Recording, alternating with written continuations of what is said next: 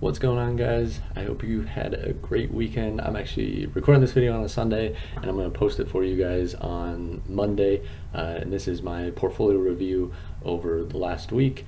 We had a really good week, kind of secured a lot of profits. The only bad part about this week that you kind of see from this chart is we had a real tight contraction of volatility. So volatility shot down, so we were only able to put on one new spread, which I'll show you here in a minute, but we did take off a lot of spreads. So over the last month, obviously we saw a good dip in the market, and we capitalized on a lot of that by putting new trades on. That did affect some of our trades that were kind of on already, and that kind of made them last a lot longer, take a lot longer till expiration to be able to hit our profit target and be able to take them off. And that kind of all came this week. So this week we saw, like I said, everything level off, and that resulted in us being able to take a bunch of trades off. So here I'll jump into some of the screenshots of the trades that we were able to take off this week. So you'll see up here October 20th expiration, and we had a spread from 400 to 405, and we were able to buy it back this week for $4. So I always put these in good till closed and kind of just wait to see when they actually closed. And all these trades that I'm going to show you here are trades that actually did close this week. I do have a couple outstanding trades that that we're still waiting on to close, but again, very repetitive. They're $5 wide strikes. This one we were able to get it actually at 390 to 395 for the October 22nd date, expiration date, and again, able to close it for $4. And I think we got another one here, same thing, October 29th. We had a little bit more time on this one, so, and it was even further out of the money, so 385, 390, and again, closed for $4. So here is one that I actually put on. I believe I put this one on when SPY was dipping really low, so I was able to get a lot of basically runway insurance. So we're at the 380, 385, and I didn't notice this one until it was actually below where I normally take it off. So I was able to actually buy it back for $3, which obviously saves me $1 there, which will help with some of the commission fees. And here's the one trade we were able to put on. So we put it on for November 26th, so around 45 days out, and we were able to get strikes of 385 to 380, which is really safe, especially with the market kind of bouncing back up. And we were able to get $23 for this trade. So this one is in there, and you'll see it hopefully in a few weeks. Hopefully we'll be able to close it. So those are all the trades that we made this week. Let's jump back over here and we'll get to the portfolio.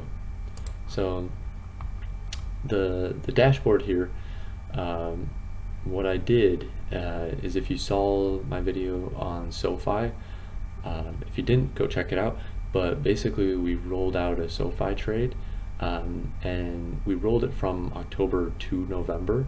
So originally when I had the data in here, it was kind of messing it up. So what I did is I moved both those trades into October, just so the charts kind of look good, which you'll see here in a minute what I mean. But basically, if I left it the way it was, you would have saw a $140 loss in October and a $140 gain in November, which really affects our profit targets in here. So when I had it that way, this was actually around $50, and then this was around like $240. So obviously I didn't want to do that and kind of screw with this and make it not look at least somewhat accurate, if that makes sense. So really for October, we're still sitting around where we like to target, around a 1.5% return on capital. That's good, especially with the pullback that we had in September. It's really good to kind of bounce back into that zone and see us hit those kind of ranges. I'd really like to be a little bit closer to the 2% mark, but it is what it is. You know, we had a kind of tougher month in September. A lot of those spreads got pushed, and we couldn't really collect on them until later in the month. So that makes it a little bit more difficult to put additional spreads on. So here, obviously, we did come $7 short of our $200 kind of goal that we like to aim for. It is what it is. We might be able to get one more trade on, maybe on a wheel. Rocket's been spiking up, and I do have 2 contracts of Rocket, or 200 shares of Rocket, that if it does spike up a little bit more over this next week, I'll look to put a trade on and maybe be able to bump this over that $200 mark, which would be awesome. It would be great to kind of be able to hit our goal, but like I said, I don't want to push for it and risk losing money as well. So we're still really close there.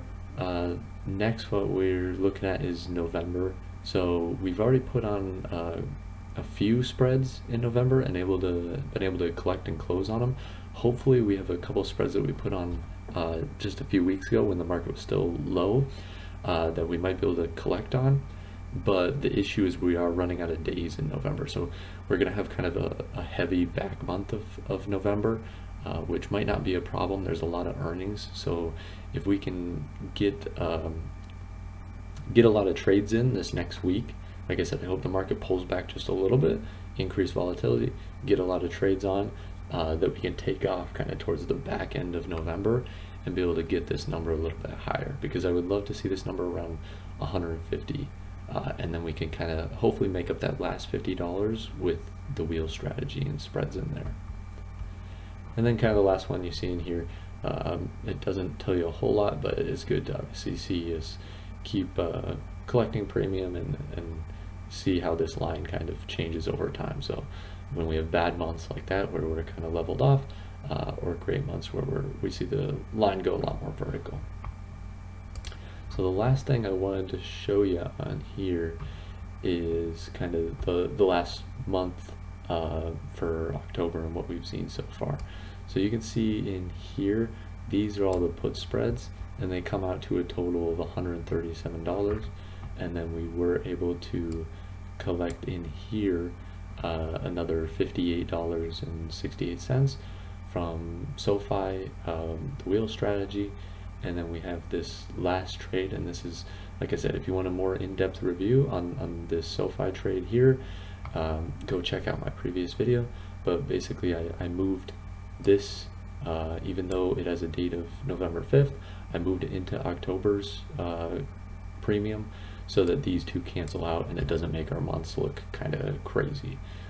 Like I said, it would be a minus $144 in October and then a plus $141 in November, and that would just make our months kind of look weird. So I didn't really want that. So like I said, we've got a couple trades already going here in November. We were able to close this one. We were able to collect a lot more premium than normal on these November trades, which is great.